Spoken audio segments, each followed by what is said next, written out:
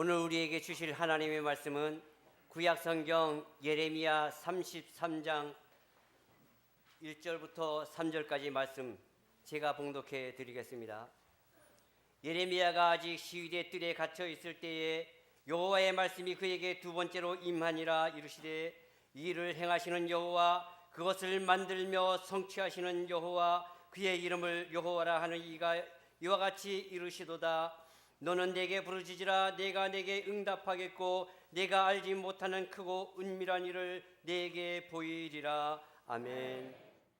오늘 말씀 본문 예레미야서 33장 1절로 3절을 통해서 더 엎드리며 부르짖는 교회라는 제목으로 말씀을 나누도록 하겠습니다. 벌써 하나님이 우리에게 새해를 주신 지 3주째가 되었습니다. 모든 것을 새로운 마음의 각오를 가지고 새롭게 시작하는 때입니다. 여러분, 새로운 새해를 맞이하여 우리 모두는 변화되어서 새로워져야 될 줄로 믿습니다. 육의 사람은 영의 사람이 되어야 할 것이고요, 기도 안 하던 사람은 기도하는 사람으로 변화되어져야 될 것입니다. 변질되지 말고 변화되어져야만 합니다. 변화와 변질이라는 것은 비슷한 말 같지만 다릅니다. 예를 들어서 쌀이 썩는 것은 변질되었다 이렇게 말합니다. 그러나 쌀이 떡이 되고 쌀이 식혜가 되는 것은 변화되었다 이렇게 말하지요. 나쁘게 변하는 것을 변질된 것이고, 그리고 좋게 변하는 것을 변화되었다 이렇게 쉽게 얘기할 수가 있습니다. 예수님의 12 사도 중에 베드로는 하루에 3,000명씩을 회개시키는 대사도로 변화되어졌습니다. 그러나 같은 제자임에도 예수님을 바라보는 배반한 유다는 변질된 사람임에 틀림이 없어요. 오늘 새해 여러분 마음의 각오를 가지시고 2015년도에는 내가 변질된 자가 되지 말고 좋게 변화된 자가 되도록, 그런 마음의 자세를 가지고 변화되도록 힘쓰고 애쓰시기를 바랍니다. 우리가 가만히 있으면 어떻게 될까요? 변질될 가능성이 많아요. 쌀을 가만히 귀하다고 가만히 내버려 두면 쌀은 분명히 변질되게 되어져 있어요. 사람도 마찬가지예요. 그냥 여러분이 일손 놓고 가만히 있으면 변질되는 거예요. 아니라고 해도 변질된다니까. 쌀이 뭐 변질된다고 해서 변질됩니까? 시간 속에 그냥 변질될 가능성이 많아요. 하나님은 올해 우리 성도들이 다 좋게 되기를 원하십니다. 할렐루야. 육적으로 변화되기보다는 영적인 변화가 있기를 하나님은 기대하셔요. 영적인 사람이 될 때에 우리는 하나님의 비전을 읽을 수가 있고, 하나님의 비전을 나도 같이 꿈꿀 수가 있고, 하나님의 비전을 내 입술로 선포할 수도 있고, 할렐루야. 그리고 하나님의 비전을 성취해드리는 교회가 될 수 있습니다. 여러분이 더 깊은 영성의 사람으로 변화만 되어진다면 여러분은 하나님의 마음을 헤아리게 될 것이고, 나를 향한 하나님의 계획과 의도와 집념을 알게 되면서부터 그때부터는 도망다니는 신앙생활이 아니라 하나님의 뜻에 부합한 신앙생활을 해드리려고 애를 쓰고, 하나님께서 우리를 붙들고 하나님의 비전을 성취해 주시기를 원하는 그런 대단한 그런 집념의 성도들이 될 줄로 믿습니다. 저는 오늘 아침 여러분에게 이렇게 묻고 싶습니다. 지금 그대로이고 싶습니까? 지금보다 못한 존재로 전락하고 싶습니까? 아니면 지금보다 나은 변화를 원하십니까? 답은 안 하셔도 괜찮습니다. 속으로 대답하십시오. 지금 그대로이고 싶은가? 지금보다 더 못한 존재로 떨어지고 싶은가? 아니면 지금보다 더 나은 변화를 원하시는가 하는 거예요. 기독교는 변화의 종교입니다. 변하지 않는 사람이 있고 변하는 사람이 있습니다. 그리고 좋게 변하는 사람이 있고 안 좋게 변하는 사람도 있습니다. 많이 변하는 사람도 있고 조금 변하는 사람이 있어요. 하나님은 우리가 좋게 변화되게 하시려는 의지와 집념을 가지고 계시되, 많이 변화된 많이 변화의 모습으로 하나님을 좋게 하고 하나님의 비전을 성취하는 그런 사람이 되기를 원한다는 믿음을 가지시기를 바랍니다. 나를 포기할 수 없는 하나님의 집념이 느껴지는 이 예배가 될 수 있기를 주의 이름으로 축복합니다. 오늘 본문 말씀에 보면 예레미야 선지자에 관한 내용인데, 예레미야 선지자는 너무너무 많은 고난이 많았어요. 그래서 눈물의 선지자라 그렇게 말합니다. 눈물의 선지자. 그래서 예레미야, 그 다음 성경에 예레미야 애가인데 그 슬픈 노래의 책이라는 뜻이에요. 예레미야는 남달리 하나님의 부름받은 선지자임에도 불구하고 그는 울어야만 했단 말이에요. 많은 세대가 있음에도 불구하고 왜 하나님은 유독 예레미야 시대는 울게 만드셨을까? 오늘 저는 이 말씀을 통해서 왜 하나님께서 예레미야에게 집념을 가지시고 예레미야의 눈물을 받기를 원하셨는가? 더불어 왜 하나님은 오늘 이 시대에 저와 여러분들의 기도를 받기를 원하고 계시는가라고 하는 것입니다. 개인의 건강과 가정, 그리고 교회와 민족을 회복시키고자 하시는 하나님의 미래적인 집념이라는 생각을 가지시고 이 말씀에 아멘 하셔서 영의 사람으로 변화될 수 있기를 주의 이름으로 축복합니다. 그래서 저는 오늘 시간 세 가지로 나눠서 하나님 말씀을 나누기를 원하는데, 첫 번째로 변화된 영성의 사람이 주의 일을 할 수 있기 때문에 그렇어요. 어떤 사람이 주의 일을 할 수 있다고요? 변화된 영성의 사람. 우리 영성교회 성도들, 우리 교회 이름은 제가 늘 얘기합니다만 너무 잘 지은 이름이 할렐루야. 아멘. 영성, 하여튼 영성이 살아있는 교회가 되기를 바랍니다. 하나님은 계속해서 우리에게 기도하기를 원하시단 말이에요. 왜? 변화된 영성의 사람이 아버지의 일을 할 수 있기 때문에 그렇습니다. 그래서 오늘 본문 33장 3절 말씀 보니까 시작. 너는 내게 부르짖으라 내가 내게 응답하겠고 내가 알지 못하는 크고 은밀한 일을 내게 보이리라 그랬습니다. 여러분, 하나님은 섭리를 가지고 있는데 그것이 무슨 섭리냐? 이스라엘을 회복시키고자 하시는 하나님의 섭리입니다. 망한 나라 이스라엘을 다시금 회복시키시는 거예요. 망한 나라를 고치셔서 다시금 역사 앞에 우뚝 세우시려고 하는 창조주 하나님의 집념이 표현되어지고 있는 겁니다. 그런데 이 엄청난 하나님의 프로젝트를 누구에게 맡길 것인가는 겁니다. 누구를 통해서 이 일을 이루시기를 원하시는가라고 하는 것입니다. 이스라엘을 회복시켜서 역사 속에 다시금 세우셔야 될 터인데, 이 일을 해야 할 것인데 이 일은 누가 하는가 하는 거예요. 이 일은 하나님의 일은, 하나님의 프로젝트는 영성의 사람이 할 수 있다는 것입니다. 하나님의 일은 세상 사람이 할 수가 없다는 겁니다. 하나님의 일은 철저히 영적인 사람들이 해야 되는데, 그래서 기도하게 하는 것이더라 그 말이에요.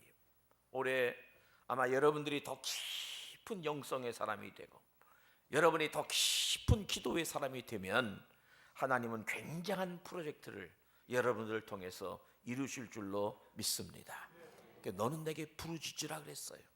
이 부르짖으라는 말은 히브리 말로 카라라고 하는 뜻인데, 이건 절규하라는 거예요. 절규하라. 너는 내게 절규하듯 부르짖으라는 겁니다. 아주 갈급할 때의 그 절규, 간절함, 목마른 삼손이 하나님의 절규하도록 기도합니다. 한나가 아들을 낳지 못했을 때에 절규하도록 하는 마음으로 하나님 앞에 아기를 달라고 기도했습니다. 병들어 죽어가는 환자가 하나님 나를 살려달라고 절규하는 것, 그게 바로 너는 내게 부르짖으라라고 하는 그런 말씀의 의미인 것입니다. 하나님 아십니까? 하나님 방법이 없습니다.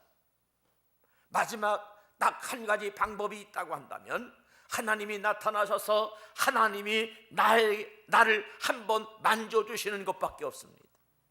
나에게는 길이 없습니다. 하나님밖에 없습니다. 하나님 나의 눈물을 받아주시옵소서. 그래서 하나님 한 번만 나를 만져주시옵소서. 하나님이 나타나 주시면 되는데, 그럴 때 그 절박한 그 기도, 그 상태를 갖다가 너는 내게 부르짖으라고 하는 거예요. 여러분, 그렇게 간절할 속에 우리가 어떻게 여유낙낙하며 그렇게 기도할 수 있겠어요? 어떻게 팔짱 끼고 기도할 수 있겠어요? 여유롭게 어떻게 하겠냐 그 말이에요. 아니에요. 하나님 앞에 절규하도록 그렇게 부르짖는 것입니다. 왜 하나님은 예레미야에게 부르짖으라고 하셨습니까? 예? 왜 하나님은 여러분에게 부르짖으라고 말씀하고 있습니까? 왜 하나님은 우리 모두 한 사람 한 사람에 한 기대를 가지시고 나는 너를 포기할 수 없다고 하시는 말씀의 의미로 너는 내게 부르짖으라고 말씀하실까? 왜 하나님은 나를 이것도 막으시고 저것도 막으시고 나를 꼼짝달싹 못하게 하시면서 오직 기도하게 하시고 오직 말씀 안에 있게 하실까? 나도 좀 쉬고 싶고, 나도 좀 놀러 다니고 싶고, 나도 좀 콧바람 쐬고 싶고, 나도 좀 골프도 좀 치고 다니고 싶고, 그럼에도 불구하고 하나님은 골프도 못 치게 하시고, 하나님은 놀러도 못 가게 하시고, 하나님은 콧바람도 쐬지도 못하게 하시고, 하나님은 그냥 너는 내게 부르짖으라. 여기도 가고 싶고 저기도 가고 싶지만은 하나님은 유일하게 오직 선교지 거기만 맨날 왜 그렇게 다니게 하실까? 왜 하나님 우리에게 기도하게 하십니까? 이것은 하나님이 나를 향한 집념이라는 것을 믿으시기를 바랍니다. 하나님의 포기하실 수 없는 아버지의 집념이요 아버지의 뜻이라고 하는 것입니다. 더 많은 영혼을 구원하시기 위하여 나를 통하여 하나님이 세우시기를 원하시는 그 일들이 있기 때문에 더 많은 선교지의 아름다운 열매들을 맺게 하시기 위하여서 교회를 교회되게 하시고 교회를 능력 있게 하셔서 이 시대에 그 죄악으로 말미암아 불구덩 위에 떨어지는 그 영혼들을 구원하시기 위한 사명 때문에 하나님이 저와 여러분을 부르짖고 또 부르짖되 절규하며 부르짖게 하신다는 것을 깨달으시기를 바랍니다. 하나님은 우리를 붙들고 홍해를 가르시기를 원하시고 우리를 붙드시고 요단도 건너가기를 원하시고 한국 교회 많은 교회들이 지금 어렵고 힘든 일을 당하고 있다 합니다. 다시 한번 이 한국 교회를 붙들어 매고 있는 악의 역사들, 사탄의 묶음의 역사들을 끊어버리고 우뚝 세우시기 위하여 아버지께서 우리에게 부르짖기를 원하신다는 믿음을 가지시기를 주의 이름으로 축복합니다. 아멘. 나를 통하여서 하나님의 비전을 성취하시려는 겁니다. 이거를 꼭 깨닫는 시간이 되시기를 주의 이름으로 축복합니다. 얼마 전 뉴스 시간에 이상한 뉴스가 나오는데 이렇게 말을 하는 걸 제가 들어봤습니다. 깜짝 놀랄 만한 사실이 보도되었는데 그게 뭐냐면 아인슈타인 아시죠? 아인슈타인? 몰라도 할 수 없어요. 그건 대책이 아니니까.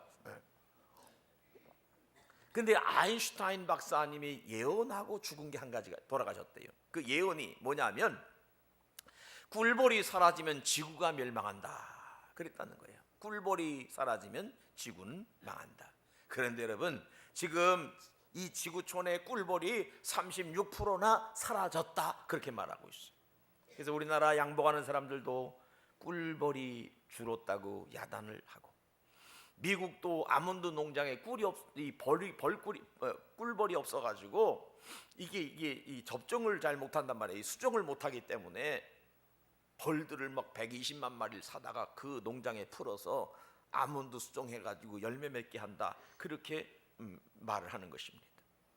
공해 때문인 것인지 아니면 꿀벌에 무슨 바이러스가 생긴 것인지 분석은 되지 않지만 가장 유력한 설이 있다면 그것은 우리가 사용하고 있는 핸드폰의 전파 때문에 벌들의 그 수신 거기에 이 핸드폰 전파가 교란을 일으켜 가지고 꿀벌들이 집을 제대로 찾아가지 못하고 그 중간에서 죽어버린다. 뭐 그런 이야기입니다.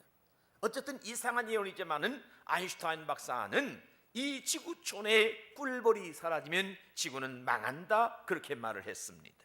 여러분 저는 이것을 이렇게 대입해 봅니다. 교회가 왜 망할까라고 하는 겁니다. 유럽의 그 찬란한 교회들이 지금 문 닫고 망해가고 있습니다. 망해갑니다. 얼마나 교회들을 화려하고 멋있게 웅장하게 교회를 잘 지어놨습니까? 우리나라는 이 절들을 문화유산이라고 해가지고 문화재라 해서 수도 없는 돈을 투자해요. 문화재를 보호하고 있어요. 마찬가지 유럽은 그것이 교회들이 문화재야. 그래서 정부 돈을 가지고 교회들을 잘 치장을 하고 보수공사를 합니다. 여러분, 건물이 없기 때문도 아니고 돈이 없어서도 아니에요. 여러분, 유럽의 교회가, 서구의 교회가 문을 닫는 것은 교회의 기도가 사라졌기 때문이라는 거지. 여러분, 오늘 교회가 망하는 건 사람이 없어서가 아니에요. 건물이 없어서 망하는 것이 아니에요. 기도가 없어지면 교회의 능력이 상실되는 것입니다. 기도가 없어지면 사명이 사라지게 되고, 기도하지 않으면 교회는 문 닫게 되는 거예요. 기도하지 않는 교회는 민족의 희망이 될 수가 없고, 기도하지 않는 교회는 민족을 살릴 수가 없고, 기도하지 않는 교회는 영혼을 살릴 수가 없다 그 말이에요. 사랑하는 성도 여러분, 기도하는 모세를 통해서, 기도하는 다니엘을 통해서, 기도하던 다윗을 통해서 하나님은 일하셨다는 믿음을 가지시고, 우리 모두가 다 하나님 앞에 기도의 사람이 되시기를 바랍니다. 여러분을 붙들고 있는 어둠의 영들이 기도하는 가운데 다 떠나가기를 주의 이름으로 축복합니다. 힘들게 하던 마귀가 떠나가기를 원합니다. 여러분의 가정을 꽁꽁 묶어가지고 하나님의 축복을 받지 못하게 하는 그런 묶음의 매듭들이 수십 개들이 있어. 여러분, 예수 안에서 묶었던 매듭들이 풀려지시기를 주의 이름으로 축복합니다. 예수 이름으로 풀려지기를 바랍니다. 그래서 하나님은 말씀하십니다. 계속해서 부르짖으라는 것이지. 여러분 앞에 기도할 수밖에 없는 문제가 생겼다고 한다면 이유와 핑계를 대지 말고, 스스로 된다 안 된다를 말하지 말고 그것을 이유 삼아서 감사하며 기도를 시작하시기를 바랍니다. 기도는 하나님의 축복을 받기 위한 변화의 시작입니다. 하나님은 영성을 갖춘 사람들을 통하여 일하십니다. 아버지는 그런 사람들을 쓰십니다. 아멘, 아멘. 하나님은 그렇게 기도함으로 말미암아 준비된 영성의 사람들과 더불어 일하신단 말이에요. 그런데 여러분, 우리는 스스로 생각합니다. 나는 이것 때문에 안 되고 저것 때문에 안 되라고 스스로 안 될 이유들만 자꾸 생각하고 포기하려고 하는 때가 많아요. 그러나 여러분, 포기하지 마십시오. 두 번째 제지는 그렇습니다. 그래도 포기하지 않으십니다. 따라합시다. 그래도 포기하지 않으십니다. 그러나 포기하지 않으십니다. 아멘. 따라하기 싫어도 따라하면 포기할 줄로 믿습니다. 할렐루야. 그래도 하나님은 포기하지 않으신단 말이에요. 하나님은 당신을 포기하지 않으신다는 믿음을 가지시기를 주 이름으로 축원합니다. 오늘 본문 말씀 1절의 말씀이니까 시작. 예레미야가 아직 시위의 뜰에 갇혀 있을 때에 여호와의 말씀이 그에게 두 번째로 임하니라 이르시되 그랬습니다. 예레미야가 어디 있었느냐? 한마디로 말해서 감옥에 있다는 겁니다. 예레미야가 지금 감옥에 갇혀 있었는데, 시위의 뜰 안에 갇혀 있는데 그 감옥까지 주님이 직접 찾아오셨다는 것이죠. 그리고 예레미야야, 두려워하지 말아라. 너는 부르짖으며 기도하거라. 감옥에서 권면하시는 하나님의 말씀이더라는 말이에요. 감옥에 갇혀 있는 예레미야까지 찾아오신 하나님, 이 말씀은 네가 감옥에 있지만 나는 너를 포기하지 않겠다라고 하는 것입니다. 나는 네 손과 발이 착고에 채워지고 마귀가 너를 움직이지 못하게, 활동하지 못하게 하고 있어도, 그럼에도 불구하고 그러나 나는 너를 포기하지 않는다는 것입니다. 하나님은 여러분을 포기하지 않으십니다. 하나님은 감옥에 있는 베드로를 포기하지 않으셨어요. 하나님은 바울과 실라 감옥에 있을 때 포기하지 않으셨어요. 하나님은 요셉이 감옥에 갇혀서, 깊은 감옥에 갇혀서 그 발에 착고가 채워지고 피가 줄줄 흐르고 있는 세상 사람들이 볼 때는 가능성이 없어 보였던 요셉을 포기하지 않으셨다는 사실을 기억하시기를 바랍니다. 하나님은 사자굴 속에 있는 다니엘을 포기하지 않으셨어요. 하나님은 풀 속에 던져졌던 다니엘의 세 친구들을 포기하지 않으셨다는 것이지요. 마찬가지로 하나님께서는 위기에 처한 우리 민족도 포기하지 않으시고 다시 세우실 것을 저는 믿습니다. 여러분의 기업도 다시 세우실 것이고, 여러분의 가정도 다시금 세우실 것이고, 여러분의 자녀들도 다시 우뚝 세워주실 줄로 믿습니다. 하나님이 위기에 처한 견인을 할지라도 포기하지 아니하신다는 그 믿음만을 확실히 붙잡을 수 있는 우리 가족들이 되시기를 바랍니다. 예레미야가 시위대 뜰에 갇혀있을 때에 가능성이 제로 포인트라고 하고 수많은 사람들이 아니다라고 포기할 수밖에 없는 갇힌 자의 신세에 있을 때에도 하나님은 그 시위들에 찾아가셔서 예레미야야, 두려워하지 말거라, 포기하지 말거라, 너는 내게 부르짖으라, 그러면 내가 크고 은밀한 일을 내게 보여질 것이다 라고 말씀하셨다고 말이에요. 오늘 여러분, 하나님은 끝까지 찾아가시고요, 포기하지 말고 끝까지 견뎌내기를 그렇게 원하고 있다는 것을 믿으시고 견뎌낼 수 있기를 주의 이름으로 축복합니다. 맡김을 통하여서 그 문제 해결 받을 줄로 믿으시기를 바랍니다. 맡김을 통해서 해결 받으십시오. 맡긴다는 것은 기도한다는 것입니다. 기도한다는 것은 형식적인 것을 말하지 않습니다. 절규하듯 기도하라 그 말이에요. 그러면 하나님이 내 마음의 평안과 기쁨과 감사와 행복이 넘쳐나게 하실 줄로 믿습니다. 두 번째로, 하나님은 당신을 통해서 반드시 성취하신다는 믿음을 가지시기를 바랍니다. 오늘 2절 말씀에 보니까 이렇게 말합니다. 시작. 일을 행하시는 여호와, 그것을 만들며 성취하시는 여호와, 그 이름은 여호와라 하는 이가 이와 같이 이르시는 도다, 이렇게 말씀하고 있습니다. 여러분, 예레미야가 기도의 선지자이지만은 하나님을 잘 모릅니다. 그래서 하나님께서 지금 당신의 속성을 말씀해주고 계시는 것이지요. 자기 자신을 소개하고 있습니다. 나는 너처럼 일하다가 그렇게 쉽게 포기하는 내가 아니다는 겁니다. 나는 너처럼 환경이 너를 힘들게 만든다고 그렇게 쉽게 내던져버리는 그런 하나님이 아니다라고 하는 겁니다. 너는 네 환경만 보고 된다 안 된다 말하는 그런 하나님이 아니다라고 하는 것입니다. 나는 일하는 하나님이다라고 말씀하시죠. 나는 일을 만드는 하나님이며 나는 그 만든 일을 반드시 성취하는 하나님이라고 말씀하고 있습니다. 하나님께서는 일을 만듭니다. 만든다는 건 창조하신다는 거예요. 창조하신다. 하나님은 계속해서 자신을 새로운 일을 행하시는 분이라고 그렇게 묘사하고 계시는 것이지요. 하나님은 계속 자신을 창조하는 일을 행하는 분으로 그렇게 적극적으로 표현하면서 그러면서 말씀하십니다. 너는 내게 부르짖으라는 것입니다. 나는 너를 부르짖는 너를 붙들고 일하고 싶다는 것입니다.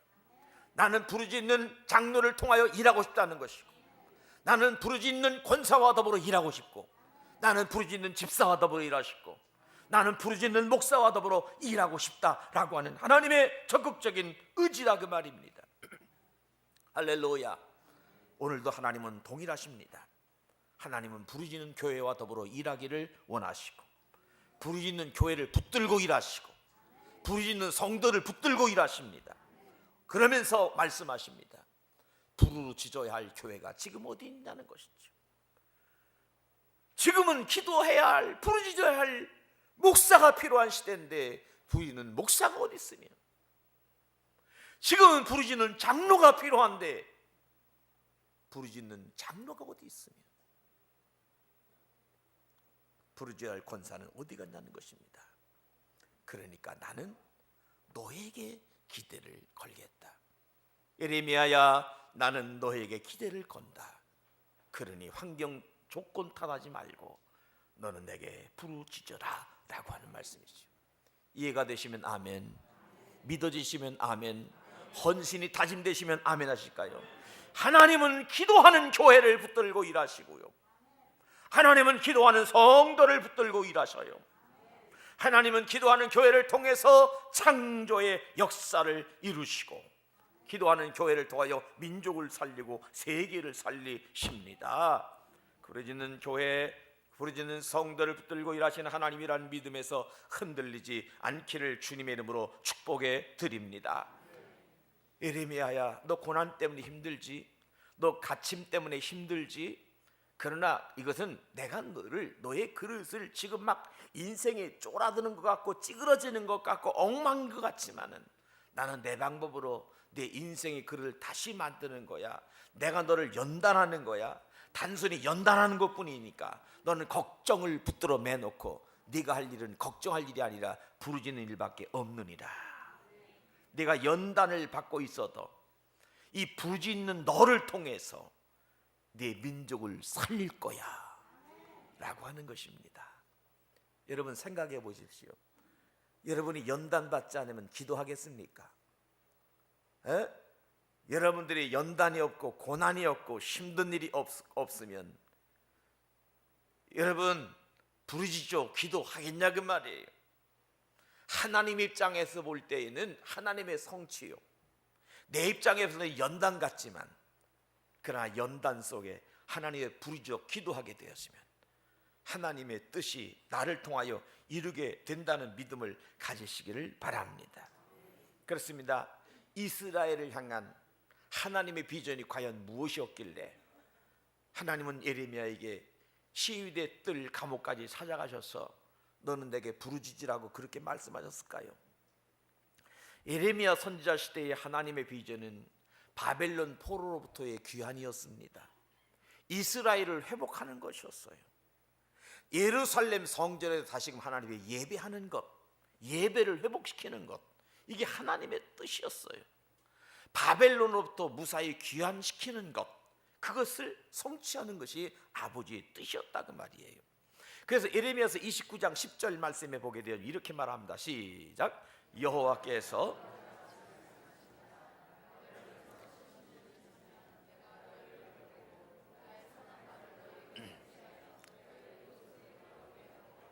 아멘. 그렇습니다. 여러분, 하나님의 분명한 뜻은 무엇입니까? 하나님은 분명히 바벨론에서 70년이 차면 내가 너희를 다시금 돌보고 나의 선한 말을 너에게 성취하여 너희를 이곳으로 돌아오게 하리라. 이게 하나님의 뜻이었어. 그런데 이 하나님의 뜻을 너를 통해서 이루길 원한다는 그 말이에요. 70년이 지나고 나면 내가 이스라엘을 다 지금 바벨론부터 회복시키신 것이 아버지 뜻이었는데, 근데 그것이 그냥 되는 것이 아니라 너 에레미야야, 내가 너 왜 그렇게 눈물 흘려 기도하게 한 줄 아느냐? 왜 너에게 고난을 주고 연단을 주어서 너를 기도하게 만들 줄 아느냐?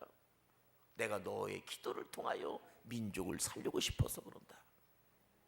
내가 너를 통하여 민족을 다시 살리고 싶고 이 나라를 다시금 살리고 싶고 회복시키기를 원하기 때문이었다라고 그렇게 말씀하고 있습니다. 그래서 바벨론에서 70년이 참에 기도하는 에레미야를 통해서 그들을 데리고 올 것이고 예루살렘 성전을 회복시킬 것이고 그 예루살렘 성전에서 예배가 다시금 회복될 것이고 라고 하는 이 엄청난 하나님의 프로젝트를 지금 말씀하고 있다고 말이에요. 사랑하는 여러분, 요즘 우리 대한민국은 사람들이 말하기를 통일이 가까웠다 그렇게 말들 합니다. 우연인지 어떤지 모르지만은 이스라엘이 바벨론의 포로 70년 만에 귀환하듯 우리 대한민국은 남북이 분단된 지 2015년은 70년째입니다. 1945년 해방되고 남과 북은 38선으로 분리되어지게 되고, 그리고 5년 후 1950년 6.25 전쟁이 터지고 1953년 다시금 휴전선이 나라를 갈라놨지만 두 번 갈라졌지만 원년은 1945년 그러니까 올해가 2015년 분단 70년 되는 해라. 우연인지 어쩐지는 모르지만은 사회학자나 정치인이나 세계의 많은 사람들이 대한민국은 통일이 곧 가까웠다고들 얘기하고 있습니다. 좋은 징조입니다. 그러나 하나님은 그렇게 우연히 그런 일들을 이루지 않으십니다. 기도하는 교회를 통해서, 기도하는 권사님들을 통해서, 기도하는 장로님들을 통해서, 기도하는 교회를 통해서 그 일들을 이루어 가신다는 믿음을 꼭 가지시기를 주님으로 축복합니다. 늦었다고 생각하지 마시고 지금 하는 게 중요하다 그 말입니다. 늦었다고 생각할 때가 있습니다만은 아니에요. 하나님은 이 일을 행하시는 여호와, 이를 창조하시는 여호와, 그 일을 행하시는 여호와라고 말씀합니다. 그러니까 하나님이 하시겠다는 것은 그 시간과 관계없어요. 때와 관계없어요. 하나님이 행하시면 기도하는 사람들을 통해서 그 일은 성취되게 하시는 거예요. 할렐루야. 여러분 마찬가지입니다. 우리의 삶의 이런저런 일들로 인하여 내가 힘들고 괴롭고 답답할 때, 어떤 때는 스스로 판단 속에 내가 마치 감옥에 갇혀서 더 이상 나를 돕는 자도 없고 도와줄 사람도 없어. 그리고 여기저기서 말하는 사람들이 너무 늦었다고 말하기도 하고 전문가 입을 통해서도 너는 너무 늦었다고 말할 때가 있으나, 그러나 여러분 하나님의 때는 늦지 않았다는 것을 믿으시기를 바랍니다. 따라합니다. 하나님의 시간은 아직까지 있습니다. 기도할 수 있을 때 기도할 수 있기를 바랍니다. 기도할 수 있을 때 절박한 기도를 하시기 바랍니다. 에레미야 같은 눈물의 기도를 쏟아내시기를 바랍니다. 하나님께서는 우리를 포기하지 않으십니다. 하나님께서는 저와 여러분을 포기하지 아니하십니다. 그래서 부르짖게 하시고, 그래서 다시금 회복시키셔서 역사 앞에 세우시고 교회 앞에 세우시고 민족 앞에 세우시기를 기뻐하시는 것입니다.